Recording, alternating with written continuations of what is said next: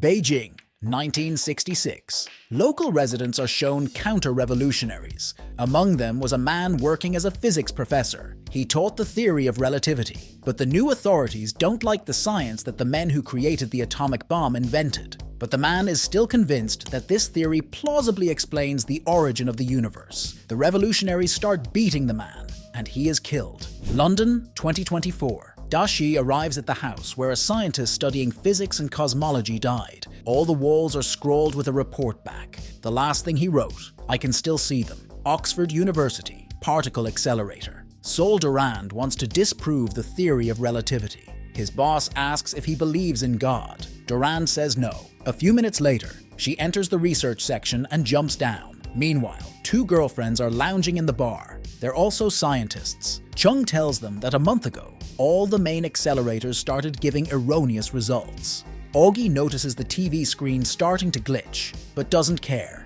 Sol tries to find the cause of the glitch in the accelerators, but he doesn't understand it and says it can't be. A call comes in on the phone from Sol. Auggie starts seeing the same hallucinations. They show the exact time, but no one but Auggie can see it. Dashi is trying to figure out what the connection is between the scientists' deaths, and he's rounded up the people who might be next. Auggie starts to see time again, and it is much smaller. This really scares the girl, and she is late for Eva's funeral. Auggie tells her friend that something is happening to her. Dashi is watching the funeral and notices a strange man. He starts to follow him, but a little later the man gets into an energy company helicopter and flies away. Auggie is approached on the street by a girl named Tatiana. She asks Auggie to never give up hope because that is God's plan, and asks how much time Auggie has left. But it can be stopped. You have to quit your job and forget about the nanofibers. Auggie wants to find out who this girl is. She sets up a meeting at midnight sharp, in case the universe decides to wink at her. Before she leaves, Tatiana says that if time runs out, something will happen to her. In 1967,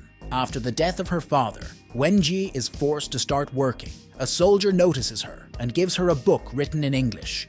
Every day they grow more and more fond of each other, but one day the book is found. She is asked to give up the person who gave her the book, but Wenji says nothing, and they put her in prison. A woman comes to see her. She wants information about the people her father worked with. A couple of days later, she is taken to a research station. Being her father's best student, she understands the theory of relativity. All the research going on at the base is top secret, and if she agrees to work there, she will never leave the base again for the rest of her life. The girl agrees. Dashi finds out who the suspicious man is. It's Mike Evans. Since 1984, he's made very few public appearances. When his helicopter flew over the Atlantic, he disappeared. Maybe the satellite malfunctioned, but it's unlikely. Dashi also tried to find out what the helmet was, but all traces were cut off. The dead faith was Wenji's daughter. She told Cheng that before she died, she often played a new game and used this helmet. Chung asks for permission to take the helmet back.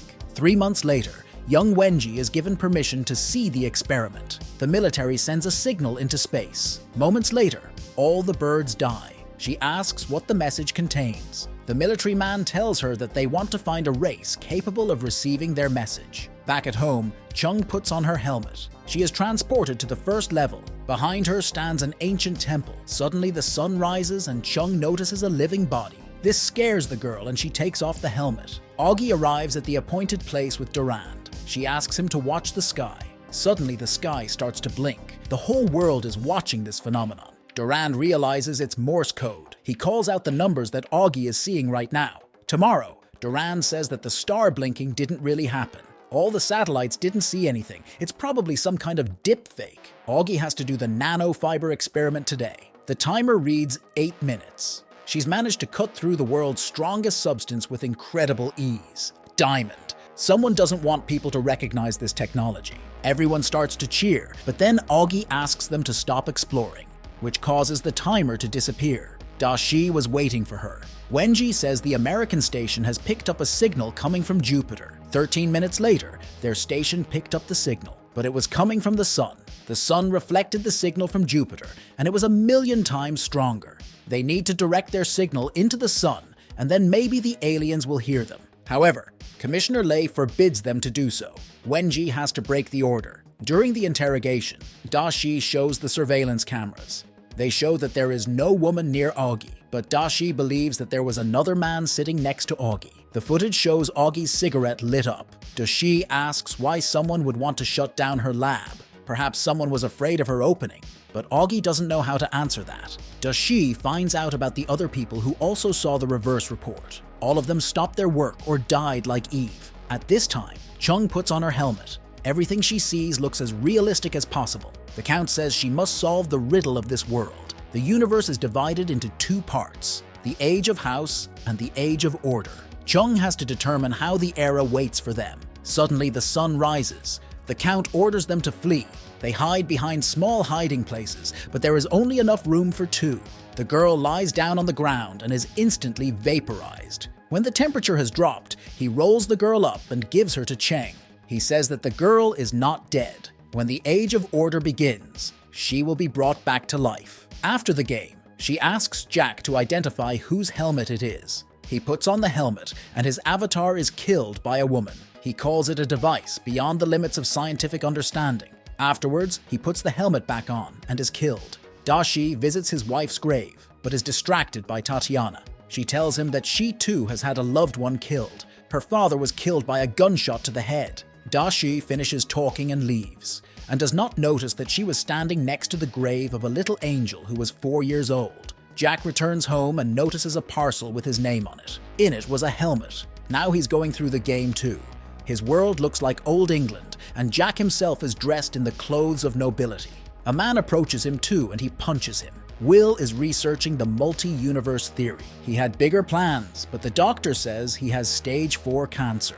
Chung comes to see the local emperor. Cheng wants to help them with the laws of physics. The Count predicts that the House era will last 8 days, and then order will begin for 63 years. The Count asks Chung to put his hand on the floor and let the days fly by. His prediction turns out to be correct, and the Emperor orders the inhabitants to be revived. The rolls are thrown into the water, and the inhabitants come to life. Suddenly, the sun dies with all the people. Chung was unable to save civilization. In the second level, she must save the world with science. After blinking the stars, Dashi found a signal that was received in 77. The scientists were sure that they had managed to contact someone.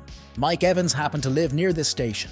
He was trying to save an endangered species of bird. The girl who gave the final blow to Wenji's father was brought to the mine. She has no remorse for her deed. In the evening, Wenji catches a strange signal. It scared the girl very much. The message was full of characters and a request not to reply. Whoever sent this message thinks he is a pacifist, but his people are very angry, and they're lucky it was him who caught their signal.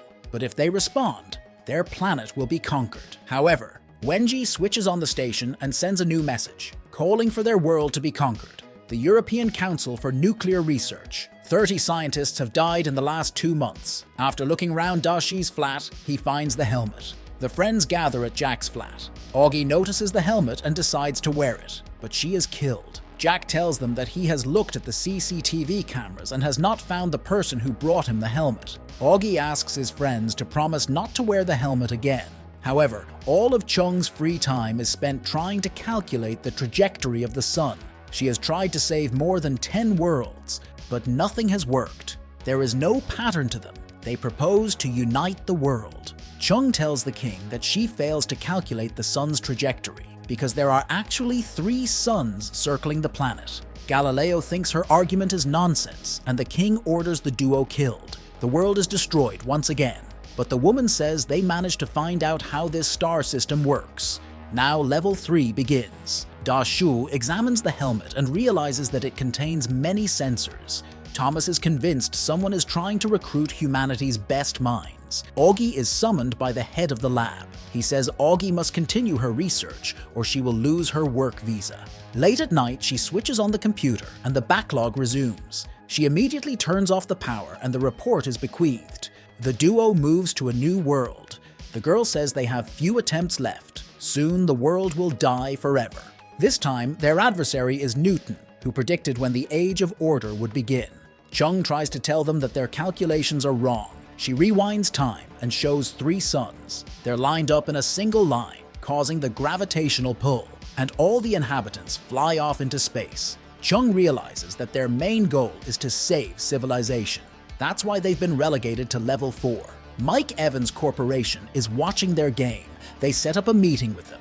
Afterwards, he asks God's forgiveness and continues reading the book. A woman he calls a god starts talking to him. She says that her race has a collective fear, but humans are different, although humans have also become brave if they choose to contact extraterrestrial life. Mike Evans replies that it's not humanity that has become brave, but one girl. The voice asks Evans to teach humans to fear, otherwise they will be destroyed. Tomorrow, Chung receives an invitation to a meeting. There they are met by Tatiana. She says that they are the only ones who have managed to get this far. Jack asks where the helmet came from and who they are.